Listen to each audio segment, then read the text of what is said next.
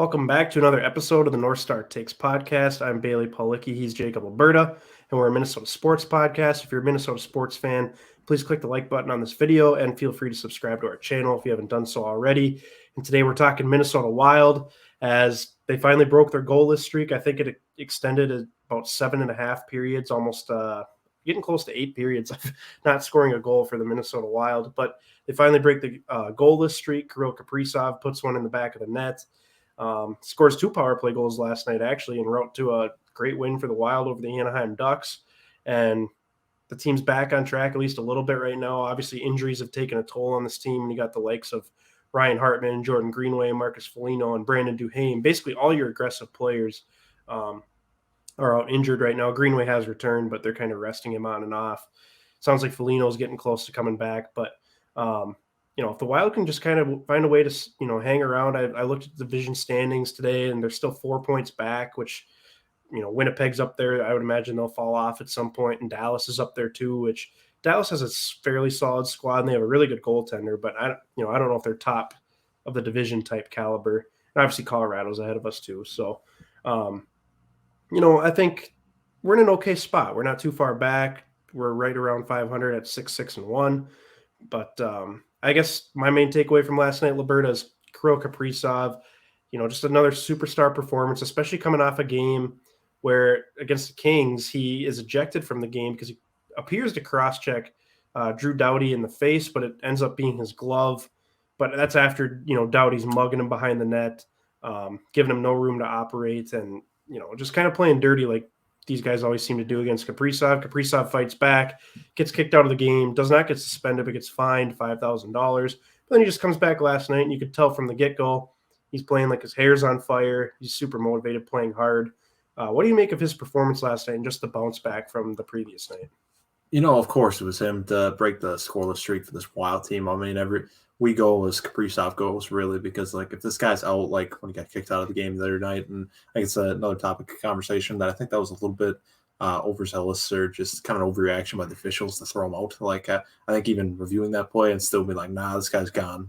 That seems like a little ridiculous. Sure, give him a double minor, 4 minutes, in the box. Okay, fine. Yeah. But still, that's another topic of conversation. But if we're going to come back in this game and, really makes presence known, a couple power play goals, that's huge. And especially a team that just need to be picked up because there's just not a whole lot of firepower otherwise besides him. I know Boldy's really coming in his own. I think he's turned into a pretty nice player, but still, it's just the absence of Fiala is really felt. And especially in the games when we've been getting shut out here, these last couple of losses to the Kraken pretty embarrassingly and at home, and then losing to LA too, against old friend Fiala. But I would say this offense needed it, and they're going to need it all season. I think that's why this team's probably be pretty volatile this year. I think it's been very up and down, the first 12 games or so that it's been. So I'd kind of expect more of the same. I just think that we're going to be counting on guys to score that probably really aren't that offensively talented. So, as long as Kaprizov's having good games, they're going to win. But, on those nights where we need somebody else to pick us up too, that's when I think we're going to lack a little bit. So I think this team will probably just have an up and down nature. But good to see Kaprizov really bouncing back off a game where he got kicked out. So happy for him and happy about the whole performance. I think scoring a couple times on the power play, obviously that was a huge issue last year. We've really cleaned that up this year. I think, albeit pretty early in the season, but now we played a good 13 games now exactly, where we're sixth on the power play as far as power play percentage goes, which is great. That's night and day from last year. Our penalty kill has gotten a little bit better, probably marginally better. It's still middle of the pack. It's not great, but it's not bad. And I would say that Kaprizov, again, leading force on that power play. So that's good to see that. But now, last year, we were one of the best teams in 5-on-5. Now we're one of the worst. So, gotta kind of bring that back up. So, just got to find a good balance there as far as just finding some consistency from these guys. I think some of these guys just got to step up. And I know it's easier said than done to fill Fiala's shoes, but it's kind of just has to be done. But Kaprizov certainly makes his own presence known and definitely carries this offense in a lot of ways, which is great to have. Otherwise, this team could be really struggling right now. Yeah, no kidding. And Fiala's definitely missed in more areas than even just goal scoring. I mean, that's true. I've seen people talking about how the Wild have struggled to get out of their zone sometimes or carry the puck through a neutral zone to, enter the offensive zone. All things that Kevin Fiala was really good at. So it's just small things like that. Obviously, he had the chemistry with Boldy, Boldy's having a pretty good year, but in terms of like who he's playing with on his lines, I mean, no one else is really producing. So that's kind of a bummer. I mean, we've seen a lot of young guys come up here all of a sudden. Mason Shaw's made a great impact with the Wild. Marco Rossi is now playing on his line with Dewar. That line played very well last night as a group. And I'd really like to see Rossi break through and score a goal here because you can just tell like he's playing harder. He's playing a little more confident. But as soon as he can get that first goal under his belt, I think you'll really start to see some good things from him. And yeah, I think, Zuccarello had kind of struggled for a few games. He finally played pretty well last night. I saw him and Matt Boldy both were stepping up for Kaprizov when guys were trying to go after him. And I guess that's kind of my main takeaway too, is I'm so sick of these other teams going after Kaprizov all the time. Like he's some hated player amongst the league or something. Like I just don't understand it. Like you don't really see that. I mean, maybe it happens more often and I just don't watch enough NHL games, but like, I mean, the Wild certainly don't go after other teams' best players like other teams go after Kaprizov, and I don't really see that when I watch other NHL games. So it's like I don't really get why that is. Maybe it's just the fact that other teams know if they shut down Kaprizov, then the Wild are pretty much toast at this point and at this juncture. But I mean, you'd like to think that's not the case with the likes of Matt Boldy, hopefully Rossi developing as well in terms of some goal scorers. But I find that alarming and kind of disappointing that teams just continue to go after him. It's his third year in the league. He's not a rookie anymore. He's not learning the NHL anymore. He's one of the league's best players, and he just doesn't seem to get the respect from opposing teams that other players do. No. I guess my last point here before I hand it back to you is just goaltending has dramatically improved as well. Marc-Andre Fleury has played fantastic the last several games. He's given the Wild a chance to win basically every game he started. Philip Gustafsson got the win against Anaheim, and obviously he played a really good, solid game. I thought, he made several really good saves, looked really sharp. So I'm glad that at the beginning of the season, the goaltending and defense was the issue. And now it's kind of morphed into the offense and goal scoring is a little bit more of the issue, and the goaltending and defense is looking a lot better. So it's just about finding that right balance, I think. And, hopefully with the returning, hopefully with guys getting more healthy and returning to the lineup here, we can see the offense kind of pick it up a little bit as well. Yeah, for sure. And speaking of guys returning to the lineup, and I think kind of building off that conversation about roughing up Kaprizov, all these teams coming in here and doing that, like I think they feel like they can probably get away with it even more so right now. And like you said, all of our physical players, all of our grinders out there are hurt. So like there's nobody out there like laying the body on guys going after Kaprizov. So like I think that's gonna change with the reemergence of some of these guys. So I think it should be quieted a little bit, but still, like you said, it is kind of an odd thing that, maybe I just don't pay attention enough around the league as far as that happening or not. But I don't know, it is kind of an odd thing, but I guess it's just one of those things we'll have to battle through and find a way around it. So glad to see we did that against Anaheim, but still, I think we're a very up and down team, and I don't think we're going to be. It kind of raises the conversation, like how much do you really want to go in on this year? How much do you really want to expect as far as like what we're going to do? Like I know there's a lot of suggestions out there as far as trading for guys that offensive firepower, and I think that's going to cost a lot at this time of the year.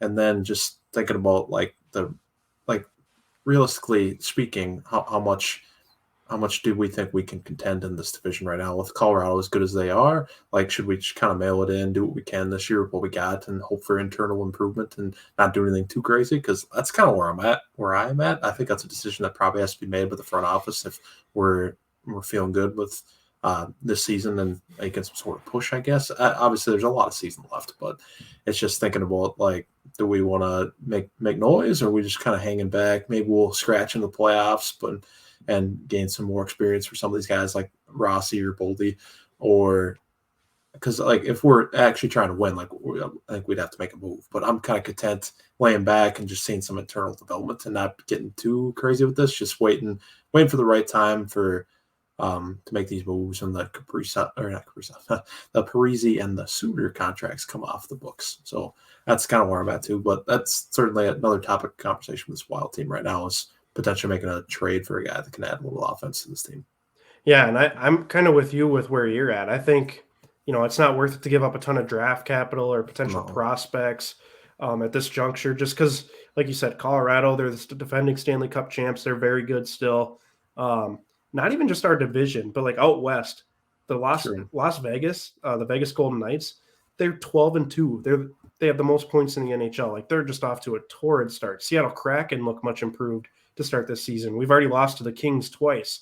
Like, the teams in that Pacific Division, I didn't even mention the Oilers with Connor McDavid. So it's like the teams in that Pacific Division are tough, let alone, I know the Blues are struggling. They're actually last in our division right now, but we just always struggle against the Blues. Same with the Predators. They're towards the bottom of the division too, but maybe that'll hold off. I don't know, but then Colorado, like we already mentioned, we always struggle against Colorado too. I mean, we play them hard, but they always seem to pull it out against us. So it'll be interesting kind of to see how it plays out, but I'm with you. I think just internal development, developing these young guys, especially some of the guys that are in Iowa.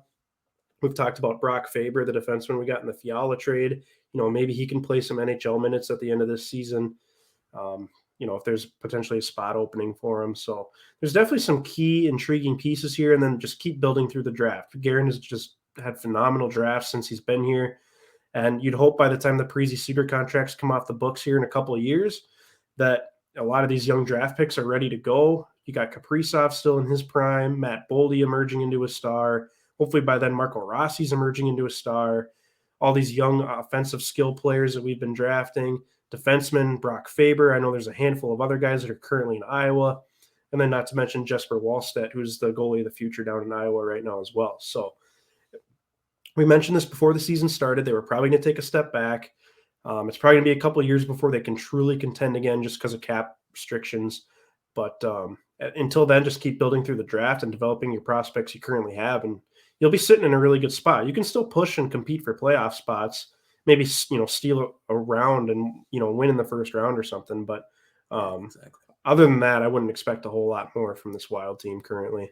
Yeah, for sure. I think that's a good way of tempering expectations and a really good way of laying it out. Is just like we could still with this bunch that we have. I still think we can be I think we are a borderline playoff team. Like I think we could get a wild card, maybe the third spot in the division. Who knows? But I think there's still you can make the playoffs, but just not getting too crazy with trading future assets when that could be a time when you feel like you really could compete. So I think that's the most important thing to take away here.